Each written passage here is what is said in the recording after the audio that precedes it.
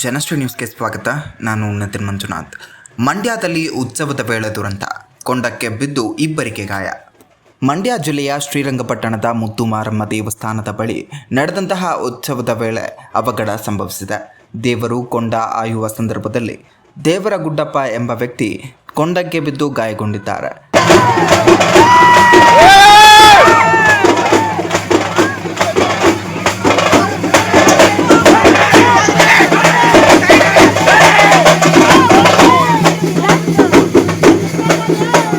ತಮ್ಮನನ್ನು ರಕ್ಷಿಸಲು ಮುಂದಾದ ಸಹೋದರಿ ರಾಜೇಶ್ವರಿ ಕೂಡ ಗಾಯಗೊಂಡಿದ್ದಾರೆ.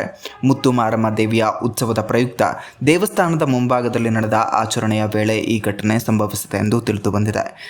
ಗಾಯಾಳುಗಳನ್ನು ತಕ್ಷಣ ಆಸ್ಪತ್ರೆಗೆ ದಾಖಲಿಸಲಾಗಿದ್ದು ಇಬ್ಬರೂ ಚಿಕಿತ್ಸೆ ಪಡೆಯುತ್ತಿದ್ದಾರೆ. ಘಟನಾ ಸಂಬಂಧ ಶ್ರೀರಂಗಪಟ್ಟಣ ಟೌನ್ ಪೊಲೀಸ್ ಠಾಣಾ ವ್ಯಾಪ್ತಿಯಲ್ಲಿ ಪ್ರಕರಣ ದಾಖಲಾಗಿದೆ.